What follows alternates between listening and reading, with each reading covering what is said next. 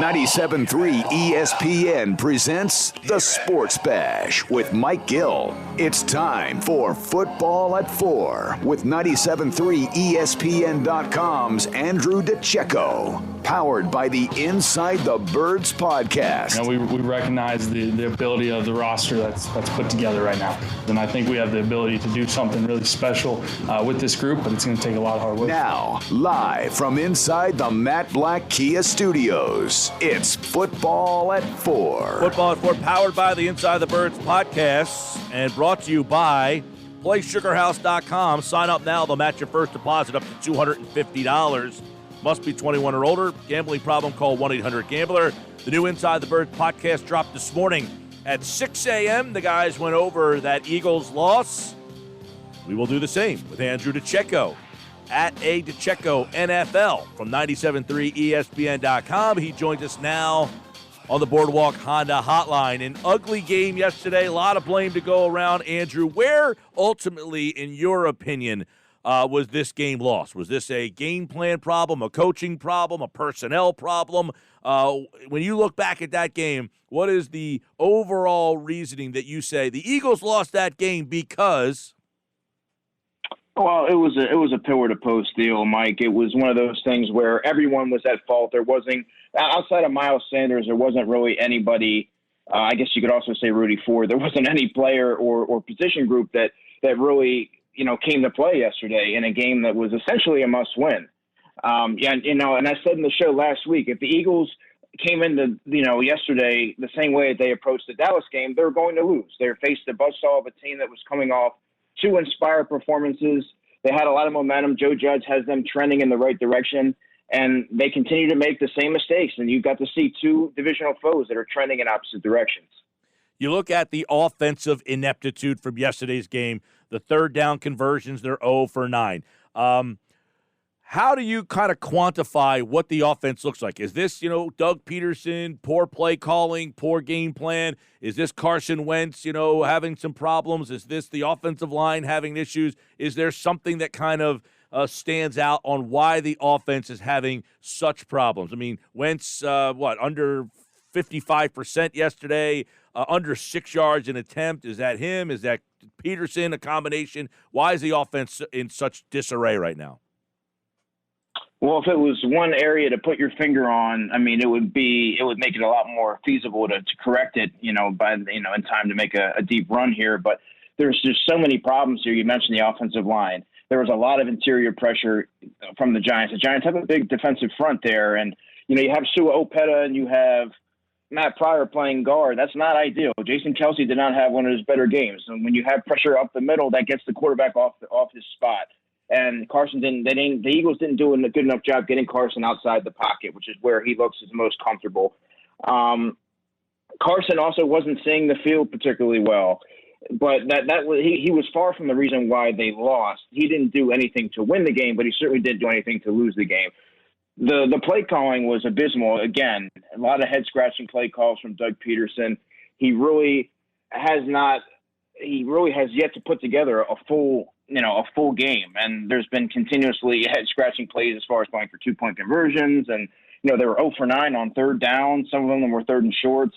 It was just an all around, poor effort.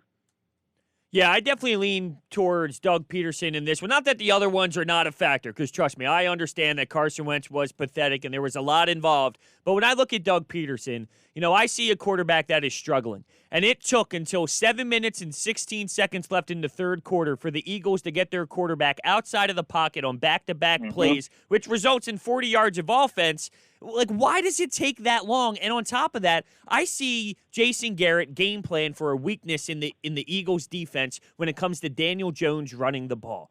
I feel this team never game plans for what the opponent is bad at. It's just about their offense. So what are your thoughts on those two comments? Yeah, think about what you just said. Jason Garrett, the coach that's been mocked and as the clapper and, all that, he outcoached Doug Pederson. And that was evident. And that's a problem. The Giants called a very well-balanced game. But like you said, when you're looking at the Eagles waiting till late in the game to get Carson outside the pocket, you get 40 yards of offense. And then if I remember correctly, then they take him out and they insert Jalen Hurts, which disrupted the whole flow of that drive. I mean, it's just a very odd insertion to Jalen Hurts at that particular moment. They also got away from Miles Sanders, who was their best offensive player. He yielded 15 carries for 85 yards. It's about 5.7 yards a carry. He was the only guy that was generating any sort of, consistency on offense. So to kind of trend away from him and continue to go to the aerial attack, which I believe only produced 208 yards, it just wasn't working. It was just an all-around, just an abysmal effort. Here's the interesting part. Now, you're saying how come they don't game plan to go after their weakness, which is a fair question. The Giants are statistically one of the best rushing defenses in the league. They're one of the worst pass defenses in the league. Is it fair to say they did game plan for what the Giants do well? They don't defend the pass all that well. They just did not execute. Yeah, I mean, they ran the ball really well. You could say they should have ran the ball more. I would agree with you. The Giants are one of the best teams against the run in the league. So I don't know. It's like, but they didn't play that way yesterday. Correct. There was a lot of openings, and like I said, Miles Sanders got nearly 6 yards per clip. Yeah. So to get away from that, when nothing was going well for the offense, that was the only thing that was going well. It just seemed like a stubbornness and a headstrong approach from Doug Pederson to continue to have your quarterback drop back and go to the air when it just wasn't working. The wind was certainly a factor. There was a lot of things at play there. So, don't try to outsmart everyone all the time. Sometimes the game of football is a lot simpler than sometimes it's made out to be. Hand the ball off to your running back and you'd be surprised about how many drives could be sustained if they follow that formula. Well, okay, I want to ask you about that because Wentz yesterday was 21 of 37. That's 56%. That's about where he's been all season long. Why is his completion percentage so?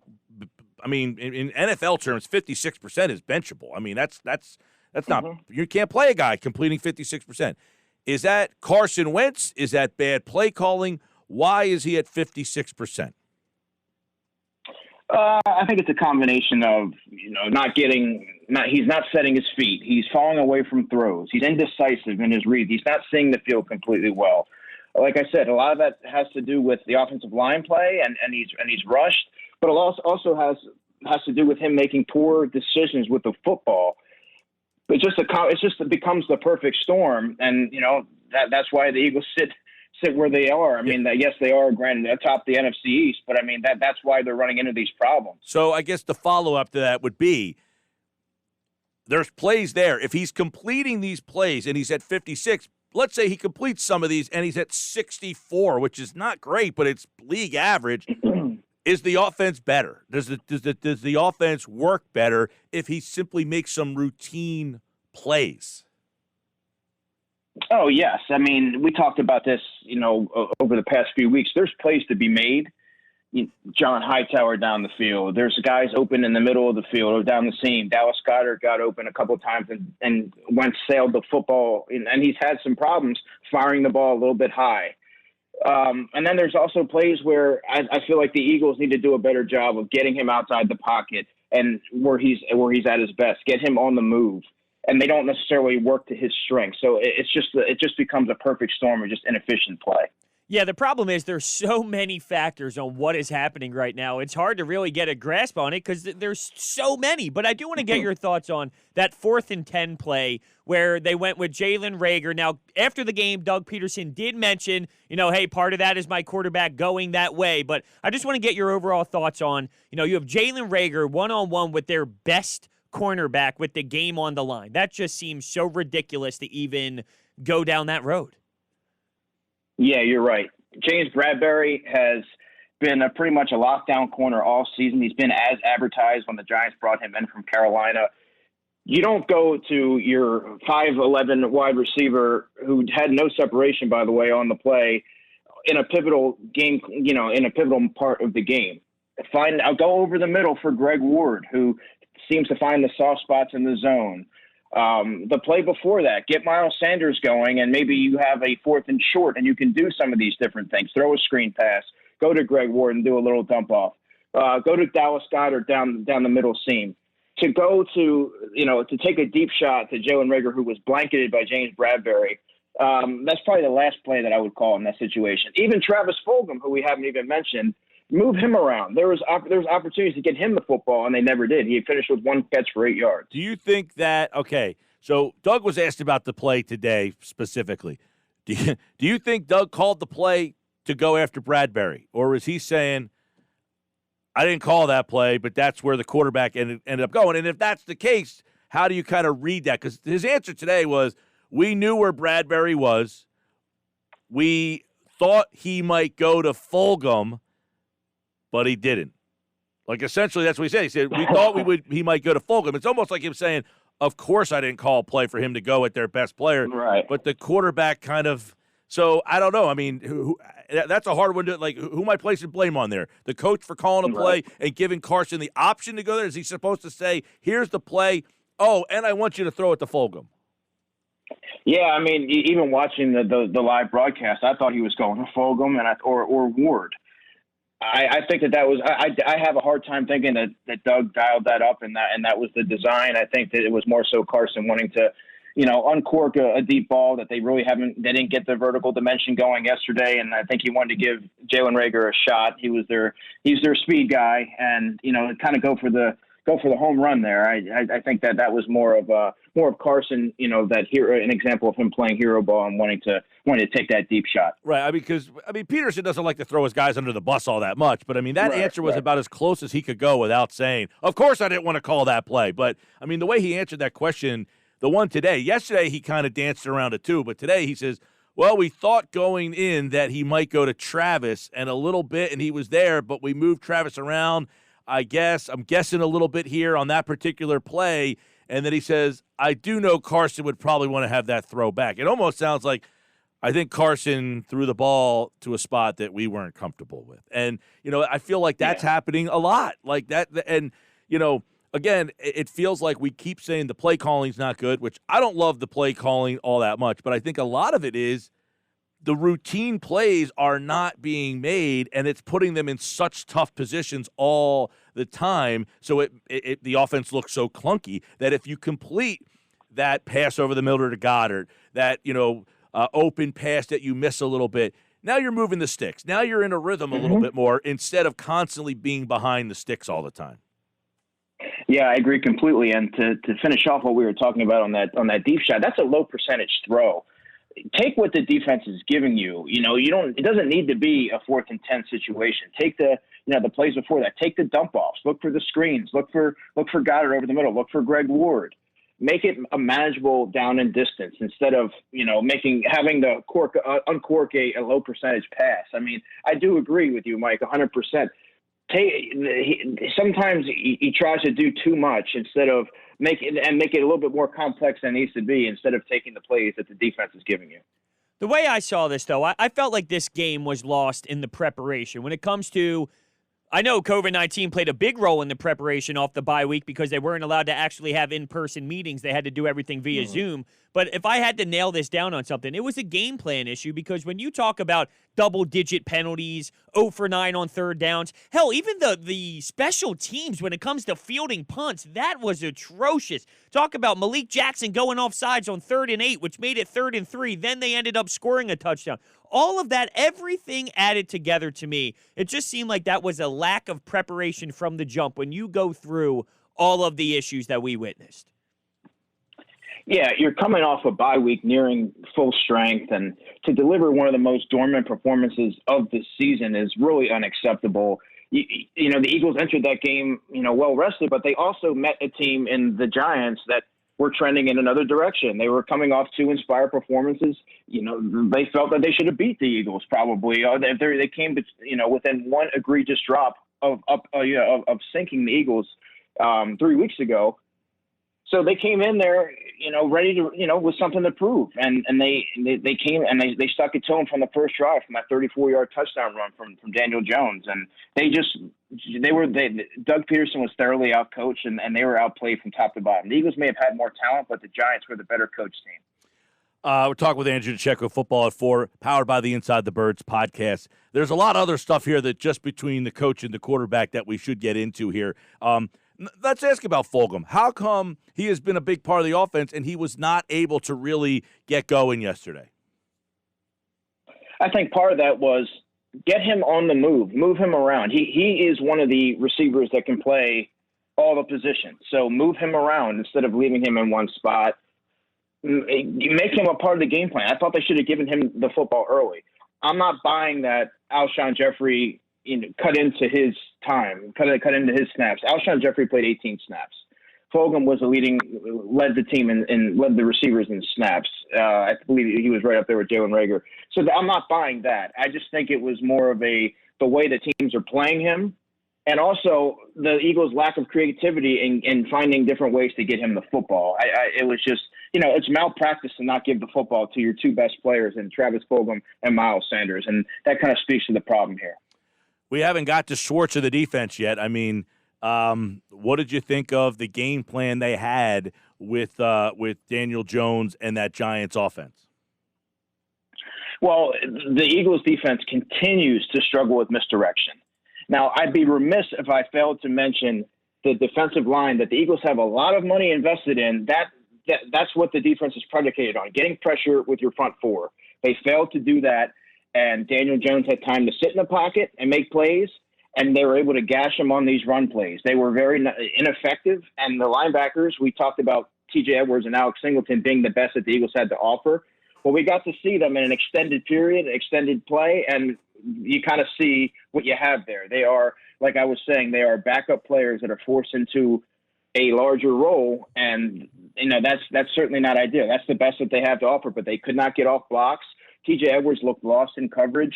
It was just the lack of the instincts weren't there. It doesn't matter that Nate Gary's out because they're having the same issues with the current group that they have. It's just from top to bottom. The second cornerback spot has been a continuous problem all season long with Avonte Maddox and whoever else they put out there, Trevor Williams when injuries came up, and Michael Jacquet. It doesn't matter who they put out there. That's an issue, and that has to be addressed next season. Avonte Maddox is not an outside corner. He's a nickel corner. It's just at all three levels, they failed to execute.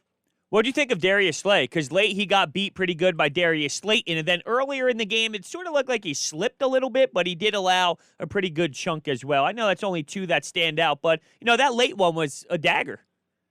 Yeah, it sure was, and that was one that it was credit Daniel Jones. That was a beautiful ball that he threw there, and Darius Slay he was there, but he just wasn't able to turn around and locate the football. But he's been so good, Hunter, all season long.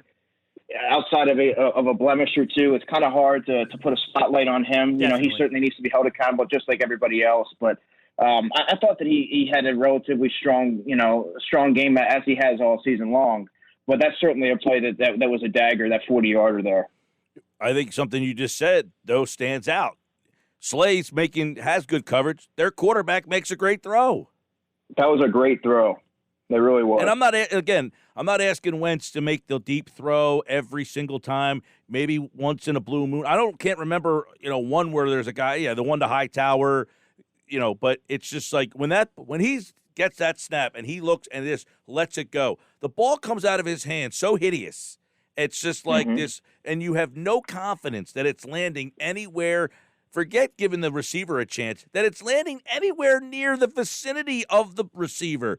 And when Jones threw the ball yesterday, and he's not great, but he's throwing with accuracy, and he seemed like he had confidence, and that's where I'm at with Wentz now. I think he has completely lost confidence, and in turn, I think the coach has lost confidence in calling plays for him.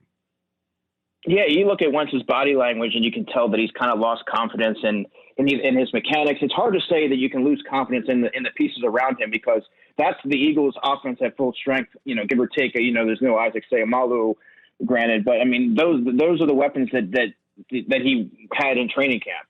I think he's just lost confidence in his ability to complete those routine throws, and then when you look at coaching. Jason Garrett's doing a phenomenal job with Daniel Jones coaching him, but how's the coaching on the other end with Carson Wentz? We talked about Press Taylor not being a little bit easier on Carson. You saw the report from Mike Silver on NFL Network yesterday about his practice practice habits. And, I think that where there's smoke, there's fire, and you're starting to see some of the results translate onto the practice field.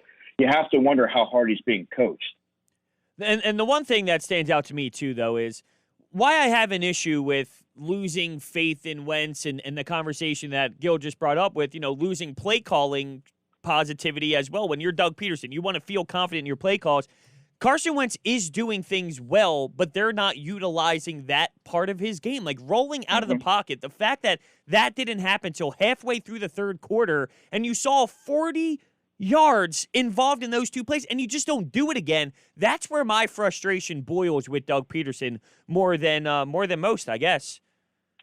You're right, Hunter, and there is things that Carson Wentz has done well this season, like you said, getting outside the pocket. Yet Doug Pederson is not calling those plays. They have so many offensive minds in the building that it's fair to wonder, is it fair that Doug Pederson, kind of should consider turning over play calling duties to a Rich Scangarello or something like that? Listening to his press conference today, he didn't give off that vibe that was in his immediate plans. But I mean, sometimes you need a fresh perspective because, like you said, there are tools and traits that he has that you can work with there, and they're just not using them. Andrew Dicecco, Football at 4 here on the Sports Bash, 97.3 ESPN. Doug was asked about changes. I don't know what changes could be coming. He didn't seem to think, yes, there's immediate changes that we need to go, but are there changes that you can see coming during this 5-game stretch? I'm not sure what options that they really have outside of getting someone else to call offensive plays. I mean, they're bare bones at corner. You're not going to get a vast upgrade at linebacker anytime soon. I mean, it's kind of I don't know where those changes might be coming. The offensive line has went to their 12th lineman in Sua Opeta. I mean, maybe they're going to run the football more. Maybe they're going to utilize Boston Scott more in the screen game. Maybe they look at Jordan Howard, who was released today, for a power back. Who knows? Yeah, I agree with you. I'm looking around or thinking as you're talking about it, I don't see where they have a lot of changes that they can make to personnel. Right. And if that's the case, I think that one big change has to come with A11. We need you to play better. You can't. How much longer can you go with an NFL quarterback completing 58% of his? I don't think 58. I'm being nice. I think it's 56. Yeah, you're getting paid to be that franchise quarterback. There was talks of you being an elite quarterback. You shouldn't need every situation around you to be ideal in order to thrive. You have to start making some plays and taking the offense on your shoulders like you did last December when you made that postseason run. All right, we'll see what happens tomorrow. Obviously, Jim Schwartz, will hear from him and what happened with his defense. That's why we didn't go as much in on that defense today. Schwartz will talk tomorrow. We'll get that. By the way, Wentz is 58% completion percentage. That ranks 32nd in the NFL. Even Dwayne Haskins is at 61. That tells you all you need to know. And by the way, another number that I think really stands out for Wentz is the 6.1 yards per attempt, and I think that kind of tells you that he's lacked the confidence, that he's checking down because he doesn't have the confidence. And just to compare, Haskins has a 6.4, and he's already been benched. So Wentz is below to where Dwayne Haskins is in every statistical category. That's how bad it's been for him so far. All right, Browns up next. Andrew's back tomorrow. We'll dive more into what happened with that defense. And, of course, the Inside the Birds podcast is up right now. You can listen to what the guys had to say about yesterday's game. Andrew, appreciate it, man. You got it, guys. Talk to you tomorrow. All right. He, like all guests, appeared via the Boardwalk on the hotline.